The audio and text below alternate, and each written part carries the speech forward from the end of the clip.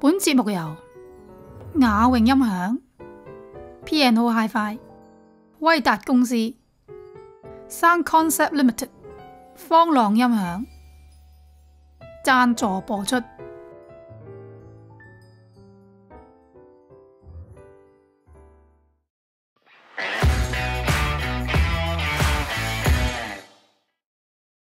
Hello， 各位大家好，我係國人，歡迎嚟到 FIFA3.com 啊！咁啊，歡迎大家嚟到1年1度2024德國慕尼黑音響展嘅現場啊！大家可以睇到今年音響界裏邊咧有啲咩新產品，有啲咩焦點產品，有啲咩貴嘢平嘢可以同大家一條片睇晒。咁啊，正式介紹之前提提大家，如果大家覺得我哋啲片都拍得幾好睇嘅話咧，咁不妨俾翻個 like 或者考慮下訂閱我哋嘅頻道，俾啲鼓勵我哋啊！咁另外呢條片都幾長嘅，一條片過啊！咁如果大家想睇你心目中嘅品牌咧，可以喺呢度。可以直接揀到你心水嘅牌子嘅產品，可以直接睇啊，更加方便啦。好啦，個展覽真係好多嘢講，事不宜遲啦，我哋馬上去片。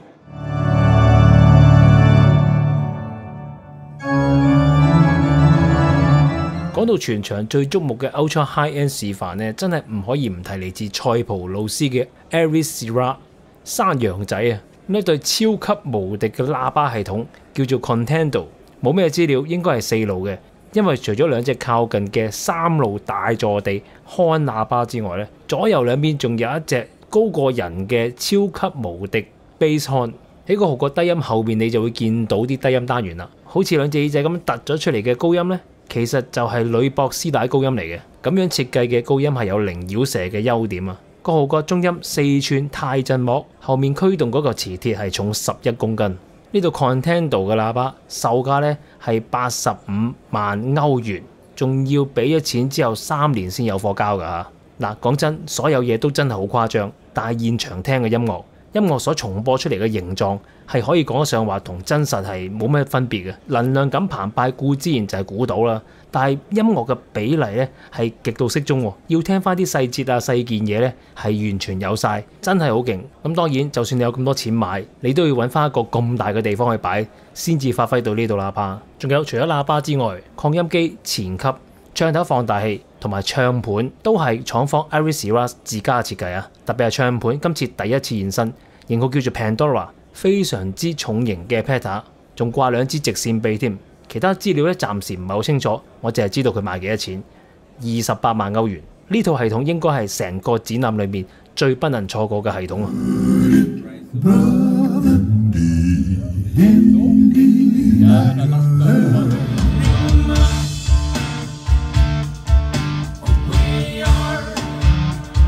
好啦，嚟到丹麥貴豐啦，今年有好多新產品啊！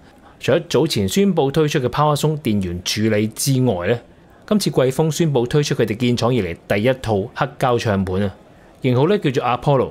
廠方為咗要做一個最好嘅唱盤，所以揾嚟幾個合作單位喎。嗱，除咗佢哋自己嘅設計師 Soren's Label 之外咧，亦都請嚟冰文嘅設計師 Helmut Brinkmann， 仲有日本 Autophone 加埋丹麥 Aarhus 技術學院合作共同設計嘅控速，用上2個 Sinus 嘅皮帶驅動摩打，用精準電子控速。唱盤用上 Smart Stack 技術，將轉盤、唱臂同埋摩打徹底分離嘅。唱臂加咗 DLC TR 塗層，即係 Diamond Like Carbon。加咗呢個塗層之後，唱臂導走震動嘅速度係會快好多嘅。有幾快啊？1秒18000米。另外 Autophone 製作嘅唱頭 MC Diamond 亦都係加咗 DLC 塗層，採用鈦合金嘅外殼啊。同唱盤同步最新推出嘅就係唱頭放大器 Siren， 雙單聲道設計，分體電源重達38公斤啊！跟住現場再搭配全套貴豐嘅旗艦分體電源 Commander 旗艦前級，左右兩隻 Apex 單聲道 Pure Class A 嘅後級，咁啊推動都係貴豐嘅喇叭 EOS 5，仲有貴豐嘅線材，咁啊將成套貴豐嘅靚聲帶俾大家。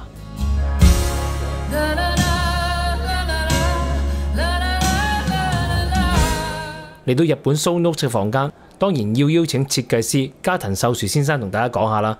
今年有新產品喎，就係呢個3系嘅旗艦唱頭放大器 E3 啦。另外匹配開聲當然有 Sonos 嘅全餐產品啦，解碼 D3、前級 P3、單聲道後級 M3。喇叭咧就係 YG Acoustic 嘅高級嘢嚟嘅，而數碼訊源咧就係用同 Sonos 夾得天衣無縫嘅法國 Pachinko Music Server。不過講翻轉頭，有別一般嘅唱頭放大器，呢個 E3 唱頭放大器只係支援 DS Audio 嘅光學唱頭嘅啫，其他唱頭嗰啲 MC 啊、MM 唱頭咧就全部唔對應嘅。咁所以咧我就特登問問加藤さん，究竟點解會有咁嘅決定呢？ E3 オプティカルカートリッジこのくらいが only very simple circuit and big power supply、オプティカルカートリッジの良さを最大に出すためにはやっぱり余計なものはない方がいい。咁簡單講咧，就係加藤さん覺得光學唱頭嘅潛能係最好嘅，而一個好嘅唱頭放大器咧，亦都最好係越簡單越好。所以佢就將 E3 設計到只係可以接受光學唱頭嘅放大，亦都希望用家可以借此感受到光學唱頭嘅魅力啊！咁我最後問佢會唔會出翻個支援 MC 唱頭嘅 E3 唱頭放大器呢？咁加藤さん就只係笑而不語啦。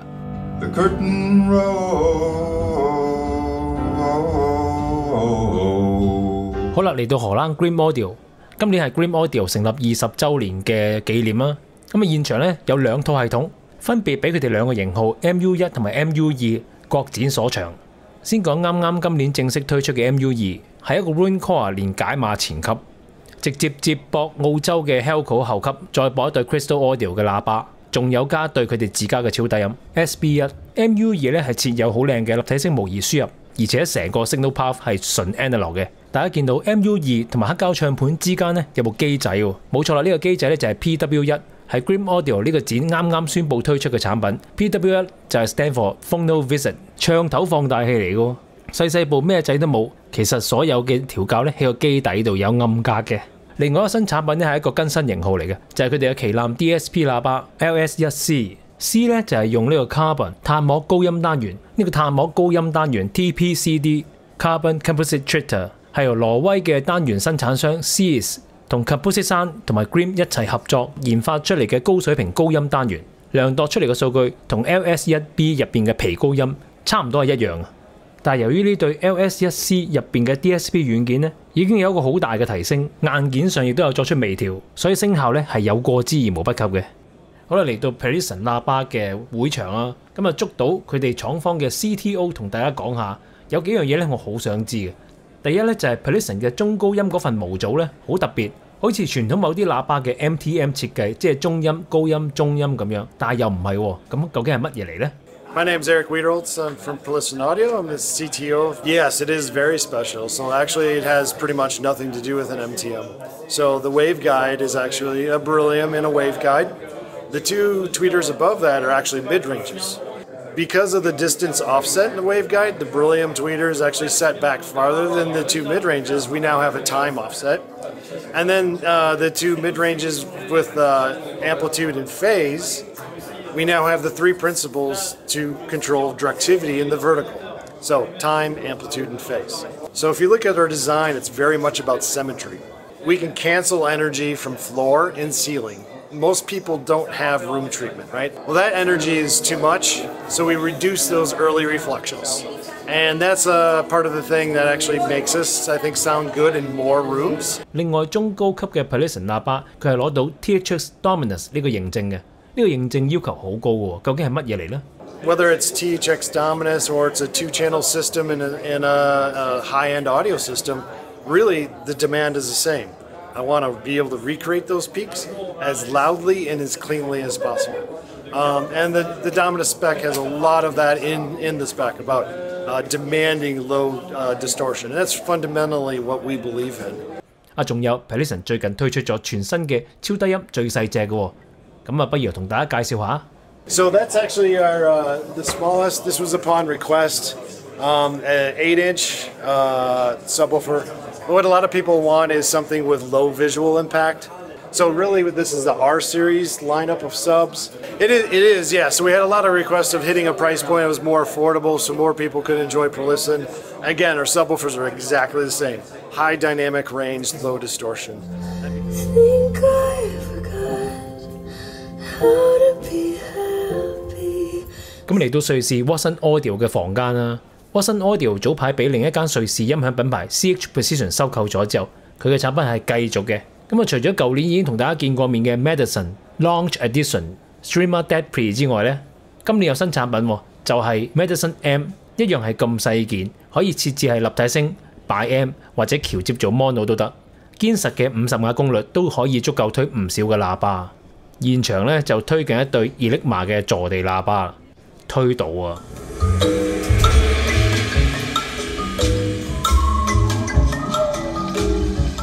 西班牙 Fono Acoustic 咧一嬲咧都係出呢個 high end 嘅線材啊！今年有新嘢喎，品牌創辦人 Felix Avalos 用翻佢自己嘅名創立咗喇叭品牌 Avalos Sound Design， 推出佢哋第一對坐地喇叭 Wave Series One， 咁價錢呢坐定啦，建議零售價港幣250萬一對，買喇叭定係買層樓啊？買唔到樓喎！高音1.1吋美陶瓷單元。中音係6吋 Audio Technology 特別訂製嘅版本，低音兩隻係10吋，係用玻璃纖維同埋聚酯纖維布夾埋一齊做嘅，80公斤一隻。現場當然夾配全餐 Fono Acoustic Grandioso 嘅線材同埋電源產品啦。信源同埋擴音機呢，就係瑞士高文嘅產品。順帶一提，房間嘅兩邊擴散板呢，都係廠方嘅新作嚟嘅。不過呢啲擴散板呢，全部都係訂造，根據你嘅聆聽環境度身訂造。唔知呢對喇叭遲啲香港有冇得聽呢？好。韓國 Hi-Fi Rose， 哇！今年個 booth 超大，同舊年一樣咁大啦，應該咁講。今次係出咩咧？純解碼，純解碼呢個型號咧就係 RD160啊，咁係廠方第一次純粹做一隻純解碼啦。最重要咧就係內置係 OCXO， 用呢個焗爐嚟到去做呢個精振器，咁所以咧嗰個 jitter 非常之咁低嘅。另外咧，我想講佢個 display 都好型下喎。有趣嘅咧就係我見到呢一部機呢部解碼。係冇講用咩解碼晶片嘅，但係佢有講用咩 CPU 喎。我相信咧佢嘅解碼應該咧就係行 CPU 嘅。輸入輸出嘅界面相當之齊同埋相當之高，包括咧就係有 SFP 嘅 module 啊。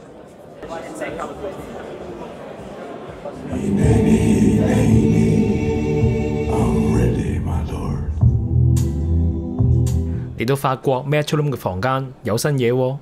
Okra 咧有新嘢 ，Okra 2 Plus 串流解碼連光碟機 ，T Okra 2串流連純轉盤 ，C Okra 2純解碼。主要嘅分別咧就係呢幾部機全部都有外置供電嘅版本，但係可能 Okra 講緊賣10幾萬，未必係你射程範圍。但係以下落嚟嘅產品咧，可能關你事啊！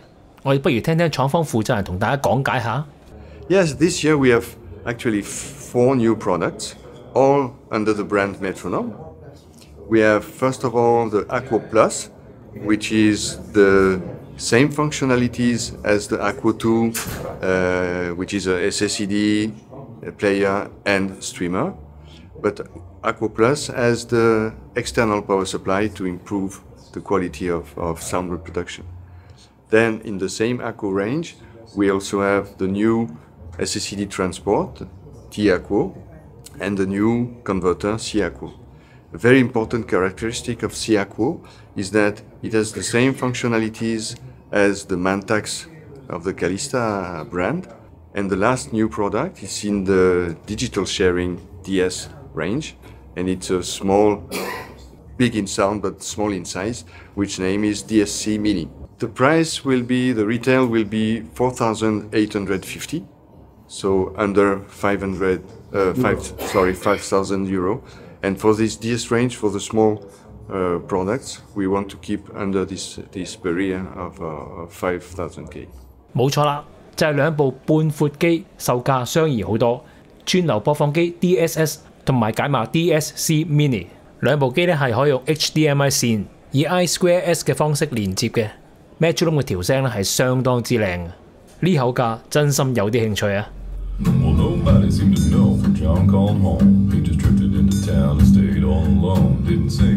美國 MSP 有新產品啦，就係 Cascade 嘅解碼系統啊！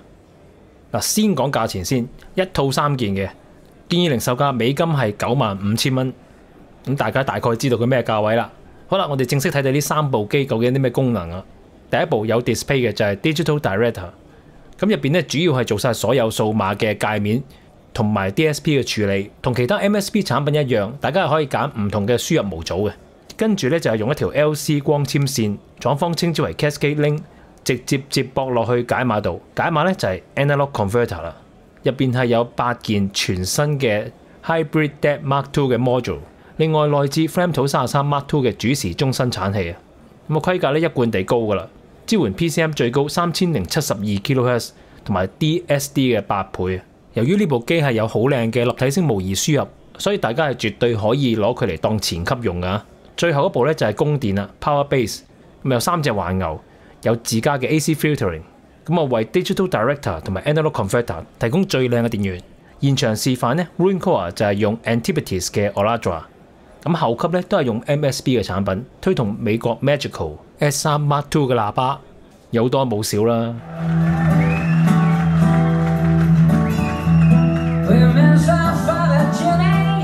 丹麥 Sensati 嘅房間咧，每一年我哋都係俾佢嘅線材吸引住啊！後邊嗰餐金碧輝煌，好似高速公路天橋咁樣亂中有序嘅線材咧，係真係令到大家睇到目定口呆啊！但係大家都唔好忽略現場嘅器材啊！Botman 嘅喇叭 ，Viola 嘅擴音機，法國 Metronome 嘅數碼訊源 ，Hui Borders 嘅黑膠唱盤，讀音我跟機讀嘅咋，唔知有冇讀錯，葡萄牙文嚟嘅喎，咁先能夠組成到一套 high end 嘅器材啊！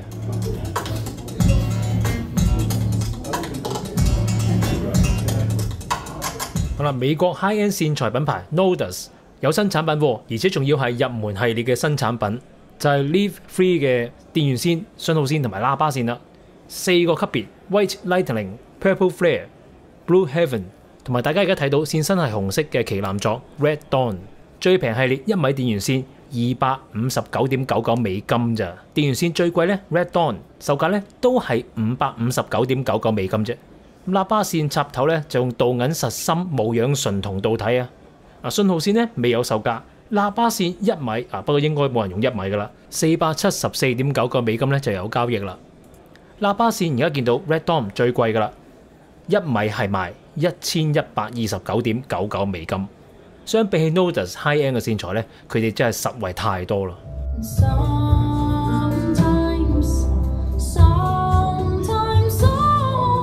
嚟到 IAG 嘅房間咧，見到呢個全新嘅喇叭3路嘅型號咧，叫做 Savage 250 1.2 寸高音、4.25 寸中音、11寸嘅低音。價錢都要2999歐元，不過聽聲我又覺得佢係呢個價位嘅喇叭喎。由於呢個擴音機售價比較入門啲啦，所以現場咧係夾 Chord 嘅串流機、解碼同埋後級嘅。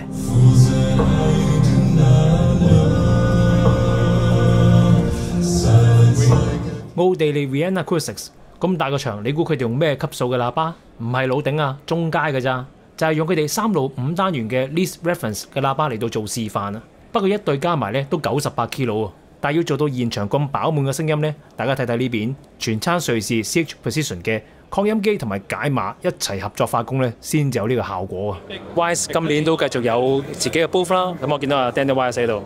今年有新產品，唔係新產品啦，但係我都好想講，就係 Man 301R。Man 301咧，其實本身咧就已經係出咗一部超過10年嘅 Music Server 啦嚇，咁但係咧去到舊年啊出個新版本喎，即係諗住 upgrade 咗㗎啦嘛，出個新版本叫做 301R， 咁用家咧如果仲 keep 住嘅話咧，其實即係俾一個我覺得係比較合理、相當合理嘅價錢，就可以將部機 upgrade 完之後咧，呢部機係可以做 RuneCore， 咁啊有晒所有嘅 input、output， 做埋 CD ripping。佢嘅解碼咧係可以 option 嘅，即係話你自己有另外嘅解碼，例如你另外有個 Helios 或者係DAT 502嘅，咁你係可以攞佢嚟做 source 嘅。我覺得一間廠會咁樣幫啲客做 upgrade 咧，係一件好佛心嘅事嚟嘅。另外 Wise 旁邊有一個同樣嚟自瑞士嘅產品，品牌叫做 HSE Swiss， 咁佢有好靚嘅風爐 M 啦，亦都有好靚嘅前級。留意喎，前級係可以加 option， 可以加 Wise 嘅解碼 option 嘅。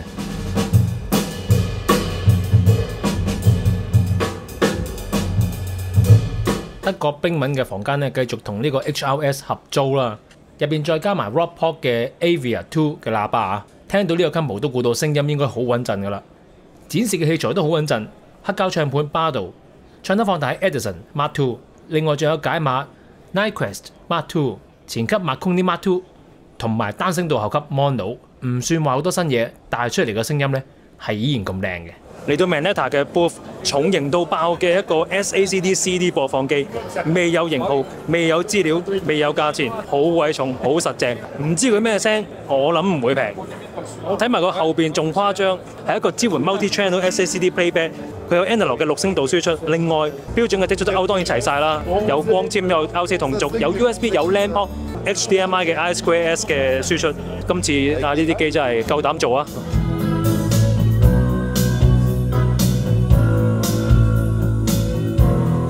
美國 Constellation 呢公佈全線系列就可以玩升級喎，顏色就轉晒香檳金，咁但係詳情呢暫時係未知住。至於廠方嘅超級大作 Statement， 今年都仲係未開到聲啊，希望佢快啲開到聲啦，好似好勁咁啊！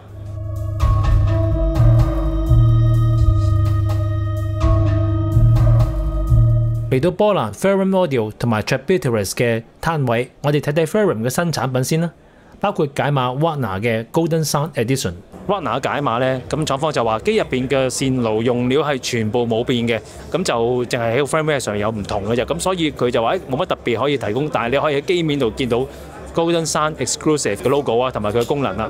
Hipsters 嘅供電咧就會有雙輸出啦，咁但係其實佢嘅輔助佢嘅功能 spec 基本上都係同原本版本一樣，不過就唔需要用家再加一個 splitter 嚟到去連接兩部機啦。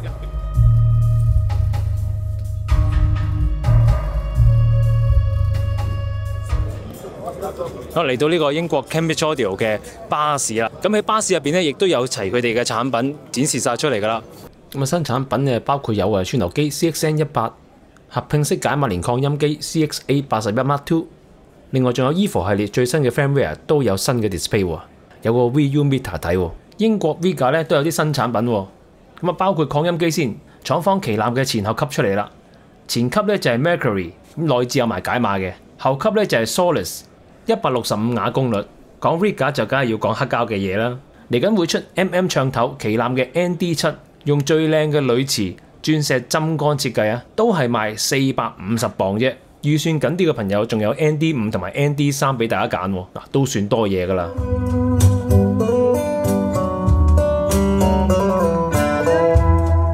就係做呢個電池供電嘅 EA Hybrid 啊，咁我哋試過嘅產品啦。咁今年有啲咩新產品呢？今年呢其實就唔係喺供電度，而係喺濾波度。咁啊出咗2條網線嘅過濾器同埋 USB 線嘅過濾器啊。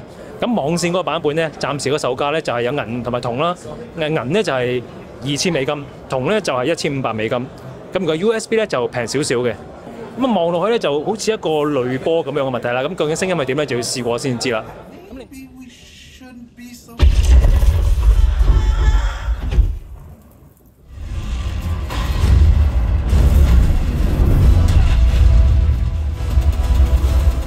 嚟到呢一個全場最靚聲嘅多聲道示範，我相信冇人反對，就係嚟自法國 Triumph 同埋美國 Pearson 嘅組合。Triumph 有個新嘅聲效技術叫做 Waveforming， 咁設置咧就係 11.8.6。嗱，你冇聽錯啊，係8隻超低音前4後4啊。點解要用到8隻超低音咁誇張呢？就係 Triumph 用後邊4隻超低音嚟到去做主動式嘅低頻抵消，將房間駐波清除晒咁滯。我哋請 James 同大家講解下呢個技術係點樣運作啊？點解要用 waveforming 咧？係因為個低音咧有好多雜音啊，咁就變咗咧係好難控制到佢個聲音好。前面嗰個 wavefront 播出嚟咧係 in line 嘅一齊咁樣出，去到埲牆嗰度咧個 bass 通常就係 reverse 翻，咁佢 reverse 翻嗰陣時咧就同前面嗰啲音係喺度抗拒啦。係啦，就變咗就會 amplify 咗啲有啲噪音，或者有某一啲 bass 減少咗。咁佢用後邊嗰埲牆咧，有一聲15%，咁就 cancel 咗嗰個 reverse。所以頭先就可以做到咧，down to 20Hz 都可以咁平直咯。可以再低啲，可以去到6Hz都得㗎，冇問題。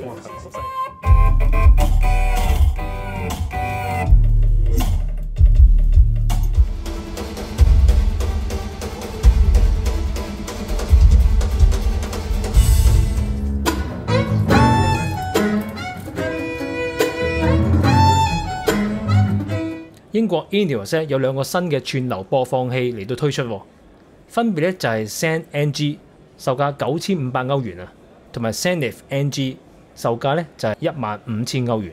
咁2個咧都係喺旗艦型號 Statement NG 嗰度將啲技術下放嘅，亦都可以喺中價嘅 Presa 同埋旗艦嘅 Statement中間嗰個空隙裏面填補呢2款新型號啦。不得不提就係成套 Ineos 夾配 Nagra 嘅解碼、貴風嘅旗艦作，再加埋 Chroma 嘅坐地喇叭，亦都係好好聲嘅。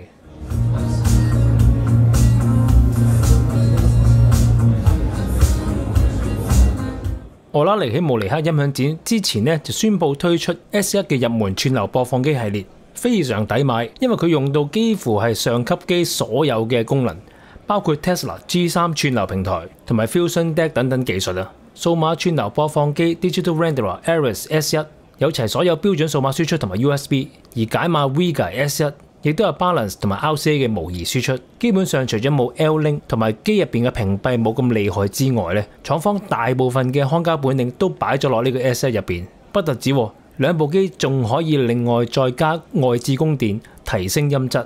Ares S1 同埋 Vega S1 嘅售價咧都係美金1999，而外加嘅 S1 外置供電咧就係999美金。呢個定價同埋呢個聲音擺到明係想落場砌個你死我活啊！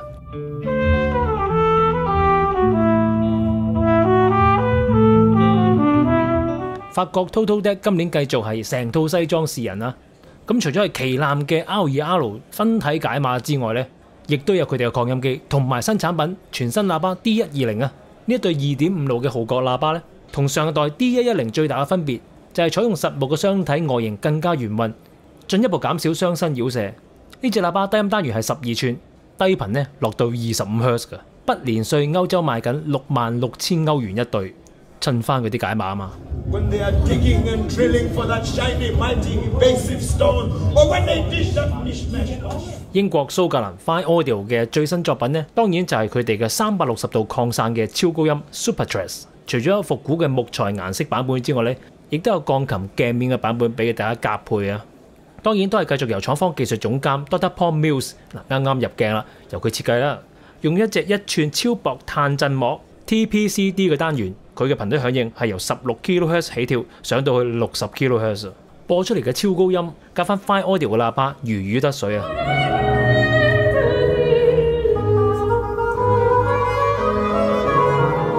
美國 Magical 咧喺2023年舊年開始咧，就為佢哋嘅 S 系列推出全新嘅版本，今年咧就嚟到 S5 咯。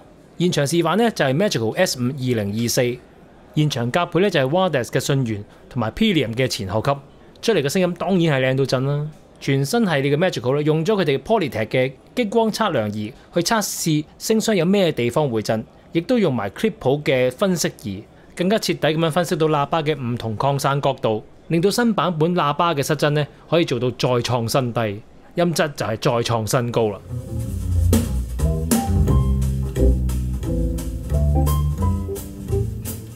咁講起法國 Pachinko， 除咗係呢一間房主力之外，喺成個展覽唔同房間同埋位置都會揾到佢哋嘅蹤影。呢間房都係用佢哋嘅旗艦作 Constellation Masterpiece 嚟到去做數碼音樂嘅信源啊。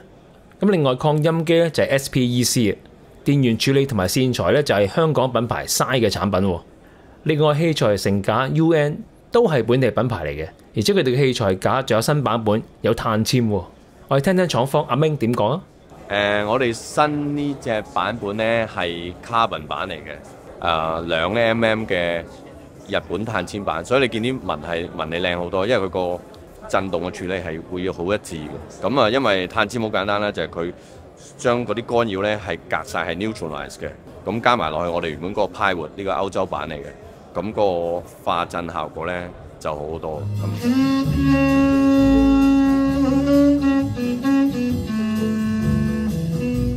丹麥 Vitas Audio 咧有兩個新產品啦，第一個咧就係佢哋建廠20週年嘅 SM025單聲道後級擴音機啊，咁大家見到用緊啊。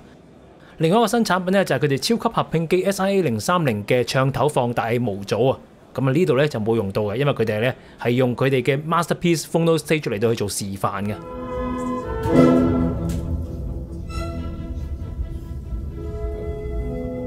嚟到瑞士 CH Precision 嘅房間。咁啊有呢個10系列嚟到做示範啦，推動 Wilson Audio 嘅大喇叭。不過我想講嘅就係咧，後級 M10咧顯示即時用緊嘅功率，其實好多時正常嘅音量咧都唔係真係用好大功率嘅咋，大到要勁嗰陣時咧就要好多啦。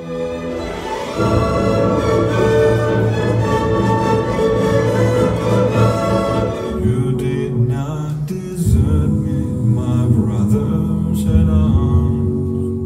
德國伊力嘅房間啦，見到一全白色好流線型嘅 Concerto 喇叭 Concerto S509啊，有大家熟悉嘅 Jack 氣動高音同埋佢嘅鑽石切割振網中低音單元。不過最有趣咧就係佢嘅擴音機，而家望落去咧好似一個 U 一個 U 嗰啲 Redman 擴音機咁樣喎。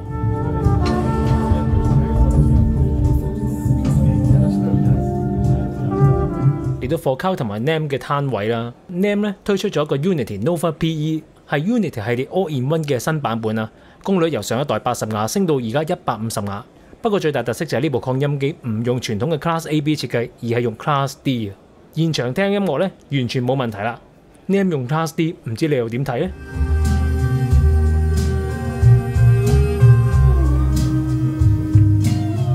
麥景陶有新擴音機推出 MC 1.25 kW AC 75週年版本啊！喺細節位咧就睇到佢係特別版，相當靚仔啊！不過今年展覽嘅重點唔係喺麥景陶嘅擴音機度，而係喺喇叭 Sonus Fiber 度。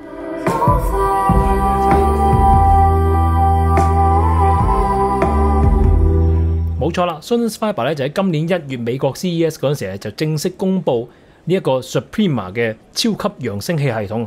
而 Macintosh Group 亦都係今次慕尼黑音響展嘅時間裏邊咧，將呢套超級系統帶到現場俾大家見下實物、聽下聲音啊！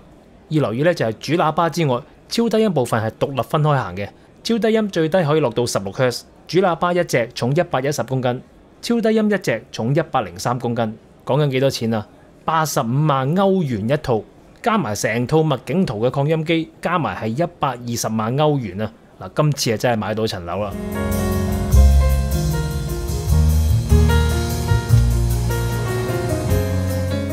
咁嚟自斯洛伐克嘅膽機專家 Cano 咧，咁啊現場咧都有個展示房，展示個唱頭放大器、解碼同埋合併式擴音機。數碼方面咧就會見到有 Orenda 嘅串流機、Multec 嘅洗水機啊，咁仲有 PS Audio 嘅 P20 電源再生器啦。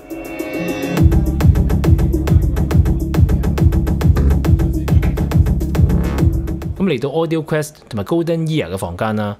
Golden Ear 半有圓嘅坐地喇叭，細細隻，但係好勁啊！頭先聽錄音都知啦。但係更加令我估唔到嘅就係佢只係夾呢個 Sonos 嘅 A2 一部合併式擴音機，就推到嘭嘭聲啦。解碼都係用 Sonos 啫，數碼訊源呢就全部都係用台灣 Silent Angels 嘅產品。當然線材同埋電源處理梗係嚟自 Audio Quest 啦。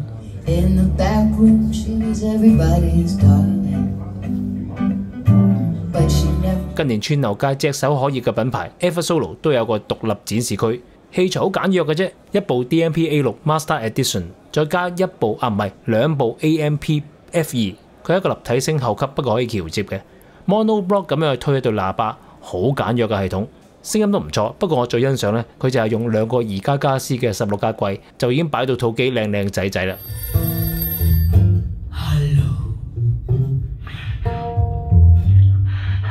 德國 Transrotor 嘅唱盤咧，咁有大家熟口熟面嘅，成個櫃咁大個唱盤啊，亦都有細啲同埋個樣傳統啲嘅型號俾大家揀。呢個樣唔係好似 Transrotor 哦。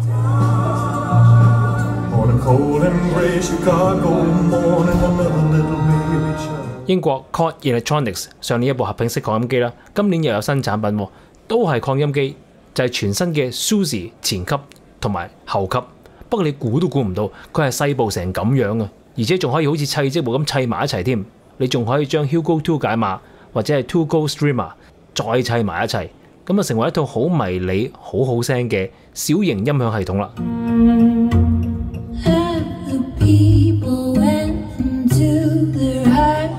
加拿大 Sim Audio Moon 咁啊繼續咧就展示佢哋嘅旗艦作 North Collection 入邊嘅891串流解碼連前級，同埋兩部861嘅巨型後級啊。咁啊推一對 Dyna Audio 嘅 Confidence 60大座地啊 ，Moon 嘅擴音機相當之好控制力嘅，推大 Dyna 都完全冇問題啊！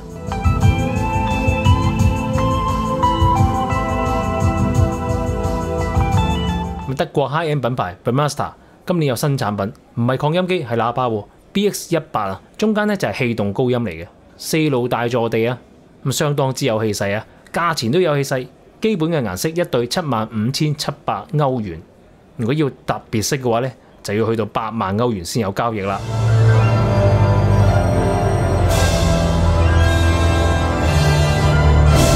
日本 TAD 嘅房間全套西裝，喇叭係 TAD R1 TX Limited Reference 1 TX Limited 啊，跟住咧就係 C78 M78 同埋 D78解碼前級同埋後級。呢間房好聲，我唔係間房都話好聲㗎。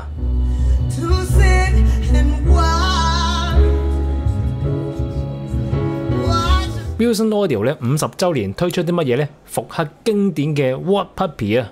我諗好多發燒友人生裏面都會玩過 Watt 仔㗎，大家會唔會好有衝動咁樣即刻想買翻對呢？美國 Dandy Agostino 嘅擴音機品牌，相信大家都好想買啦。機會嚟啦，飛雲！廠方宣布推出名為 Pendulum 嘅合併式擴音機，售價咧係美金15000蚊，功能都幾齊嘅喎，3組 balance， 1組 RCA， 仲可以加埋無線串流解碼嘅 module 添，值得密切留意啊！至於 Ultra High End 嘅朋友咧，你都唔會失望，因為廠方亦都同步推出 Momentum C4 前級，啱晒一套西裝玩嘅。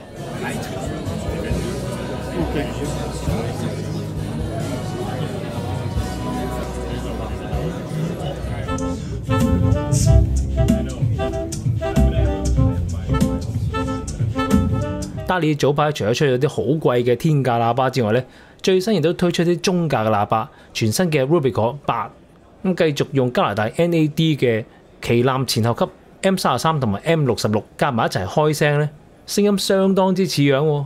Rubicon 8嘅喇叭咧，大約係5999英鎊。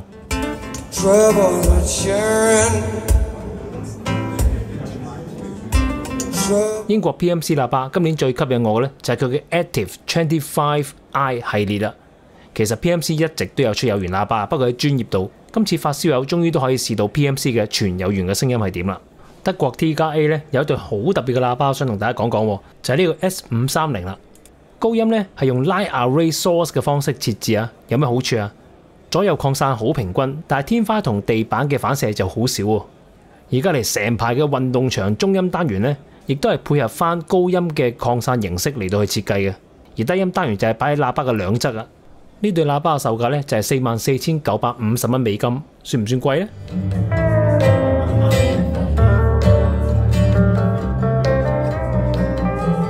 嚟到哈伯虎嘅房間咧，有趣喎，見到 PowerSound 嘅一部 JC2 BP， 咁係一部前級嚟嘅啫。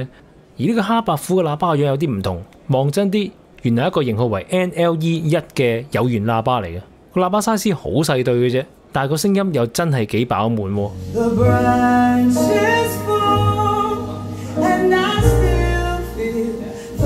呢間房吸引我咧，唔係呢一對屏風喇叭喎，亦都唔係 Pilium 嘅前後級擴音機，而係堪稱世界上最昂貴嘅 Music Server Tyco Audio 最新推出嘅 Olympus 呢個 server 應該係全世界最貴，亦都好有機會係全世界最靚噶啦。想知呢個 server 賣幾錢呢？一係上網查，一係咧就揾下 Ben Sir 問一問啦。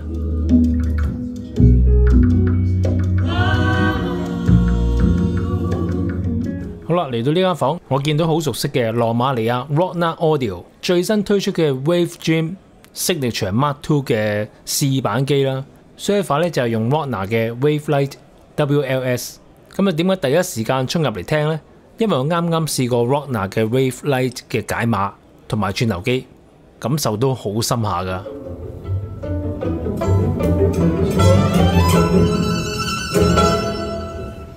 好啦，嚟到呢個 YG Acoustic 嘅房間，大家見到畫面最中間嘅嗰對喇叭，就係型號為 XV3 Signature 嘅超級無敵 High-End 喇叭。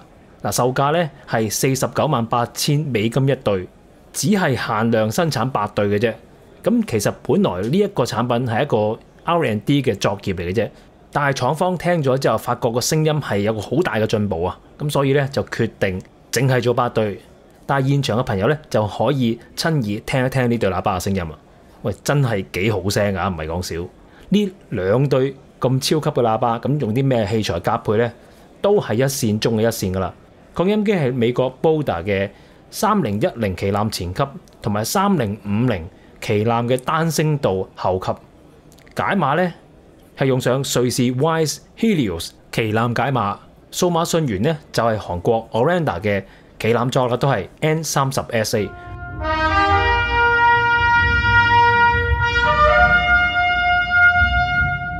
好好啦，嚟到 DCS 嘅房間，咁啊好簡約嘅系統啊 ，Lina 系列一部 Network DAC， 一部 Master Core， 咁就搞掂晒㗎咯喎。另外 Lina 嘅銀白色版呢，我覺得靚仔啲咯，因為 DCS 除咗美國版之外呢，大部分嘅機身顏色都係銀白色嘅，一睇就認得㗎啦。另外一提呢，就係現場嘅 Wilson Audio 係玩 2.2， 打起鼓上嚟呢，真心爽嘅。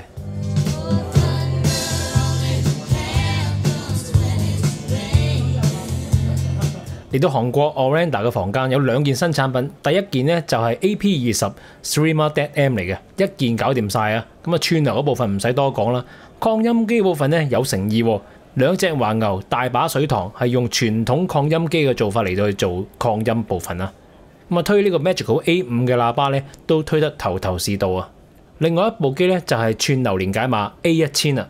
咁啊最大嘅特色係咩呢？有齊所有數碼輸入啊，包括 HDMI、ARC、模擬輸入等等啊。解碼呢就係用2粒 AKM4490 REQ。講起 Orenda 有樣嘢真係要提一提，就係而家嘅 Orenda 已經陸續支援 Roon 㗎啦。咁所以除咗用緊佢嘅專屬 App Conductor 之外呢，用家亦都可以選擇用 Roon 嚟到去享受你個 Orenda 串流音樂機啦。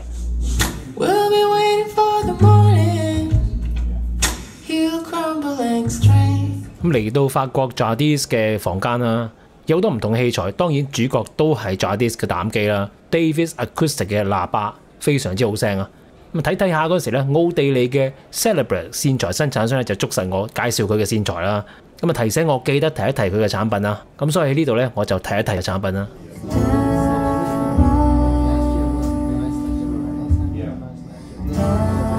丹麥 Audiovector 嘅房間咧，入邊都有丹麥嘅器材喎，就係貴豐嘅 Diabo 333合併式擴音機啦。成套系統咧得 AudioQuest 嘅電源處理器同埋 NAMM 嘅串流播放機。由此估計，如果要聽唱盤嘅話咧，應該就係用333入邊嘅唱頭放大啦。You know I'm yours for just the taking。呢間房嘅聲音相當之唔錯啊！信源呢，咁有 Studio 嘅 Open View 啊，有 Calista 嘅 DreamPlay 串流播放機，仲有 Kuzma 嘅黑膠唱盤添，膽機推 Avalo 都可以幾好聲嘅喎。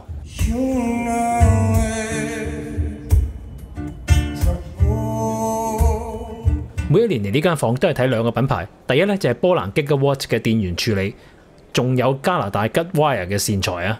今年 Guidewire 有新嘅線材展示喎，不過今次實試嘅喇叭聲音的確幾討好嘅。就係嚟自挪威，唔係叫做 O Audio， 係叫做 Audio。放心，喇叭好聲嘅，唔會聽到一聲嘅。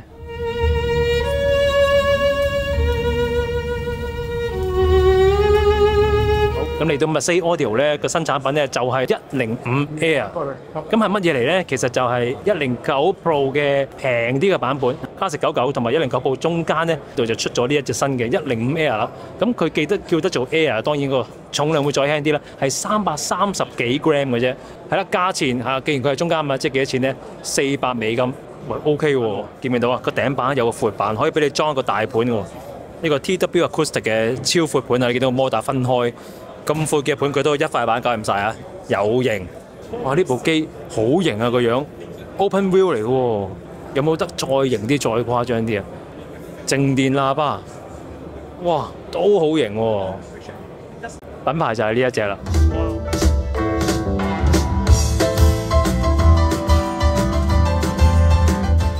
Krieg 嘅極高性價比啊，神奇小子 4040A 啊，咁啊當然賣個滿堂紅啦。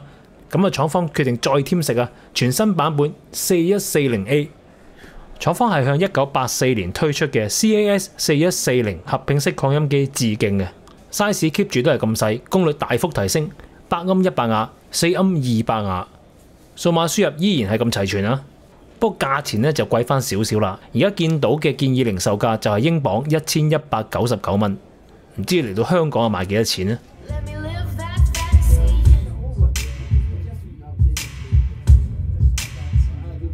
咁嚟到 Spark Cayenne 嗱，今年係佢哋建廠30週年啦，所以有30週年紀念版，咁一門3件，其實係6件啦，每一件都有佢嘅獨立供電啊。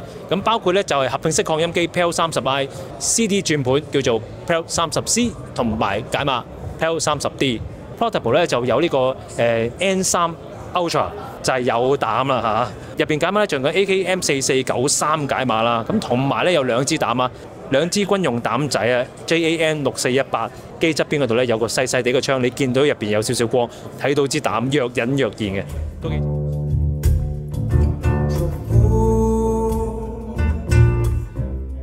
好，咁就嚟到呢個 Pixel Magic 啊，我哋香港嘅代表隊啊，咁就係 Lumit 嘅產品啦。咁啊 Lumit 有新產品喎，就係 P1 Mini 啦。咁 P1 Mini 大家望到個樣似咩咧？冇錯啦，佢就係一部 Cinema Deadbeat 嚟嘅。咁當然係建基起更加貴嘅 P1 度啦。咁啊呢部平好多啦。咁但係我覺得咧，佢更加正，因為佢有2粒掣啦。我係好膚淺嘅啫，可以有波粒掣扭下扭下，扭上嚟嘅手感咧亦都過癮嘅。佢仲有幾組嘅輸入啊，咁包括有豐富嘅數碼輸入啦，有 HDMI、LC 啦，同埋仲有一組 RCA 嘅立體聲模擬輸入。咁即係話你可以攞佢嚟接駁黑膠唱片都冇問題，佢就真係可以做到 All in One 啊。咁入邊用緊2粒 ESS 嘅 ES9028 Pro。飛秒時鐘啦，好準確噶啦 ，Linear Power Supply 啦，咁所有嘢都齊晒噶啦。係啦，部機呢個價錢呢就係3萬尾啦，3萬尾啦，6月初呢就會有貨噶啦。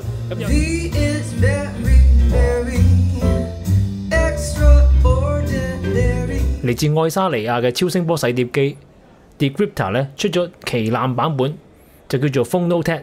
大家望一望，成個櫃咁大啊，應該都係我見過最大嘅黑膠唱片洗碟機。咁有啲咩特色呢？洗碟嗰陣時佢有個碌會洗得更加乾淨，洗碟嘅水咧會過濾，改良咗處理得更加好嘅超聲波。仲有就係以往超聲波洗碟成日都會令到啲水太熱，咁有時要等嘅。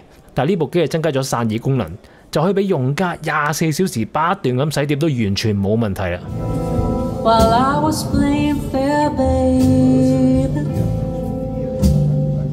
好啦，嚟到黑油嘅展區啦，大家知道點解黑油嘅香港代理係 KF 啦，佢哋真係合作無間噶。So, hi, my name is Kenzo Horiuchi. I work for Boulder Amplifiers in Colorado and Boulder, United States. So yeah, our new products that have come out recently, we have our DAC preamp here that's also a headphone amplifier. So this is our 812. Our newest product, Logan, my boss, just stole to do a press event. So it's currently upstairs in YG Acoustics room. It is a 50-watt stereo amplifier that we made in the same chassis as this guy. It's called the 861. The design behind that one was we wanted to show people what 50 watts can do. It has quite a few output devices, and so it's a very high current amplifier. So even though it's only 50 watts, it can drive pretty demanding speakers. Maybe not some Magnepans that are, those ribbons, they're pretty inefficient, but if you got a pretty decent set of speakers, then it'll be able to drive them pretty well. We were frankly very surprised at the level at which the 861 performs with only 50 watts of power. So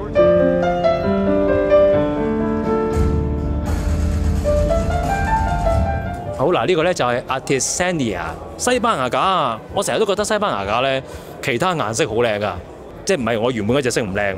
其他顏色好靚嗱，大家睇下係咪啦？嚟到韓國 Hi-Fi State， 平時見到啲座同埋架入邊係啲乜嘢呢？而家同大家睇睇。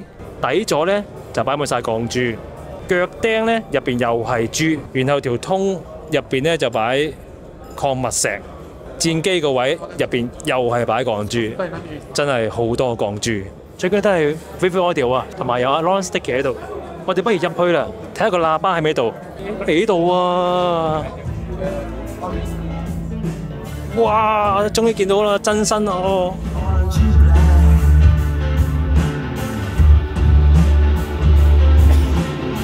好，聽完啦，呢個 Mola M1 嗱，好老實係有少少失望嘅，唔關個喇叭事，我亦都相信唔關個喇叭事。我諗佢要再大啲嘅房間先至可以發揮得好，個呼吸好啲咯。咁擴音機係好嘅，但係面對住呢啲咁樣嘅大 Masa 咧，可能你真係再需要啲更加勁、更加大 power 嘅擴音機咧，先至可以將呢一對喇叭嘅潛能發揮到咯。咁啊，我期望會有機會聽到呢一對喇叭更加好聲嘅表現。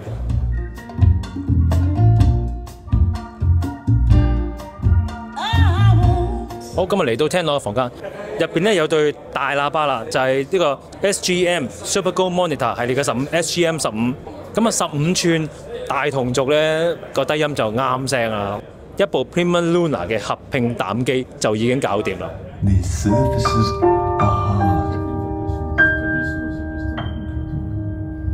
嚟到台灣 Silent Angel 同埋 New Prime Audio 合租嘅攤位，咁我哋睇睇 Silent Angel 有啲咩新產品啦。Silent Angel 除咗出數碼串流機之外，佢哋都有做解碼啦。咁好似上面嗰部機咁樣，佢已經有 Analog Output。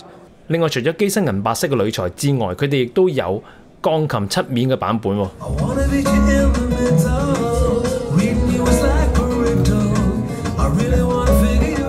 呢個盤Livin 咧，佢嘅臂板咧係可以有3個位俾你裝唱臂嘅喎。而家示範緊呢就係15寸嘅臂啊，成支吊橋咁吊過去都冇問題。呢個線材品牌叫做 Yboard， 係屬於一種叫做好高性價比嘅 high-end 線材。有冇用家用緊啊？同大家打聲招呼嚟。芬蘭 Amphium 咧，咁今年嘅喇叭咧都繼續係有專業同埋民用兩個系列啦。咁專業咧就好好聲，民用咧就好靚仔，或者調翻轉講都得嘅。呢個系列就叫做 Create 系列，後面咧係有低音單元嘅喎，咁就係一個 passive radiator 被動式輻射器嚟嘅，咁用嚟加強低音嘅能量，咁啊比起呢個低音反射孔咧個速度啊會快啲，失真會低啲嘅。不過咧就會都難推少少嘅。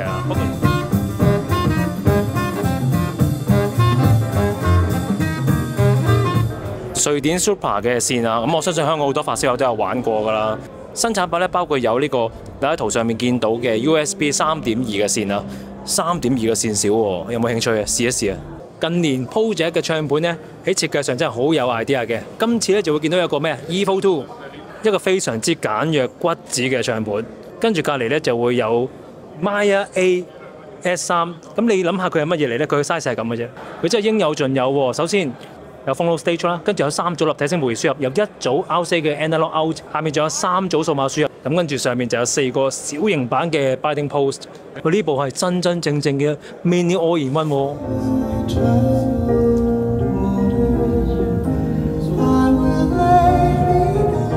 我哋嚟到 Multec 嘅房間啦，咁 Multec 咧就係有 Reference 10 Nano， 咁 Reference 10 Nano 咧個 size 就係同MC3 Plus USB 一樣細部嘅，咁亦都係令到 MC3 Plus USB 個表現更加之提升啦，因為佢係一個 Master Clock 嘅 generator 嚟嘅。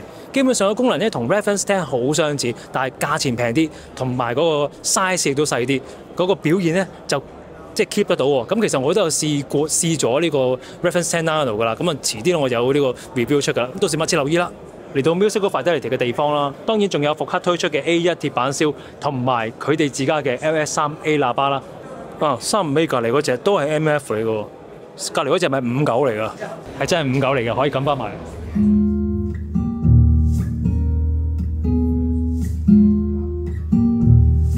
呢個品牌咧，我唔係好識讀，叫 Unitra。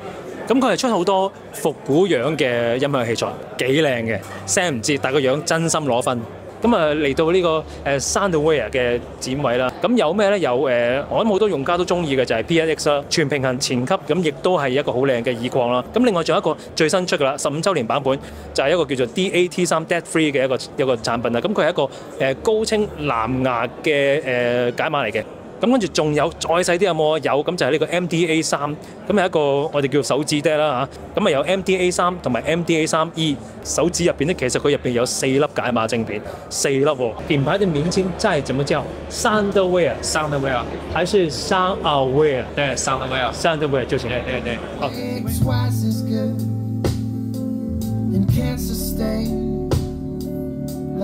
瑞士 PSI Audio 啊 ，Active Bass Trap AVAA 咧係 PSI Audio 第一個做先㗎。So here you can hear it resonate. Okay, yeah. If I turn them on, what goes off. 佢哋最新嘅主動式低頻陷阱，我覺得佢哋個 size 好似細咗啲啊，圓筒型嘅，使用方法好簡單嘅啫。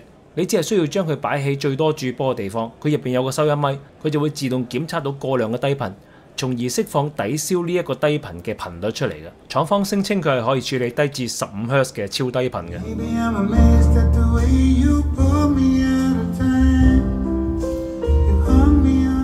呢間好得意啊！呢間叫做 I.O. Design， 咁個喇叭咧個型號叫做 Naked， 唔係淨係冇帳板啊，直頭係完全係冇箱體啊！但係我唔知個低音點做咧。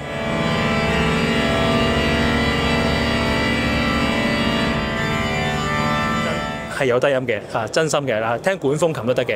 咁你話係咪好多低音咧？唔係好多低音，夠低音咯，我覺得係一個大書架嘅嗰個低音量咯，但係啲低音係非常之乾淨，都係嗰句呢一啲喇叭咧係比較另類啲嘅，咁都唔係個個接受到，呢個係真嘅，我都接受唔到。嗱，咁啊德國嘅唱片咧當然唔淨止一間啦 ，high end 嘅都唔淨止一間啦，另一間 high end 嘅德國唱片品牌就係 Acoustic Signature 啦。嗱，拍出嚟我唔知拍唔拍到，但係現實睇咧電鍍得好靚。一隻金一隻銀，你想要浮誇定係要務實？右邊嗰隻都唔算好務實，但係真心靚。不過咧，我可能買唔起。我買得起呢一隻。呢隻有冇得買啊？我買得起呢隻。好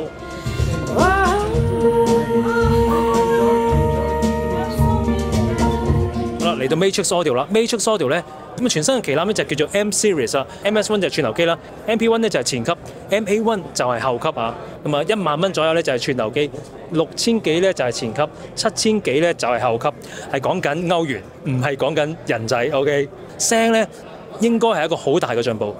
好，我哋嚟到新加坡 Blixer 嘅電源嘅品牌啦，都有新產品啦，包括咧我而家眼前嘅呢一個 Elite BAC， 咁一個平衡隔離牛嚟嘅1000 Mark II 啊，咁有啲咩唔同咧？最大嘅唔同大家睇到啦，就係嗰隻隔離牛唔同咗啦，功率係一樣嘅，大家都係1000 V 啊，但係個設計上有啲唔同，翹法有啲唔同，仲有做咗一個金屬嘅屏蔽，咁令到佢漏磁嘅情況都得到控制啊。仲有咁嚟到山寧同埋 YBA 合租嘅展位啦 ，YBA 好多朋友都好耐冇見啦。咁山寧咧亦都有好多得意嘅產品喎，有旗艦嘅 SACD CD 機啦，用乾電全金屬做比較重嘅類似 CD Walkman 啦，同埋有一個我見到直立式 CD 機，價錢咧唔係好貴嘅啫，即將推出㗎啦應該。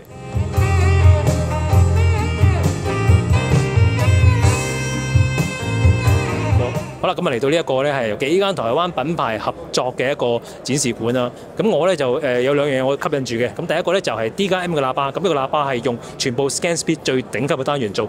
咁另外吸引我入嚟嘅就係呢個 Suri Audio 嘅黑膠唱盤，係盤臂頭都係佢哋自己生產嘅。咁我就特別留意佢嘅直線臂啦，因為直線臂係好考心思嘅。仲有一樣嘢吸引我咧就係呢一嚿嘢啊，呢一嚿嘢咧就叫做 AS2，係一個會放等離子嘅隨靜電機，咁就可以一路聽一路隨靜電啦。咁我覺得非常之有諗頭啊！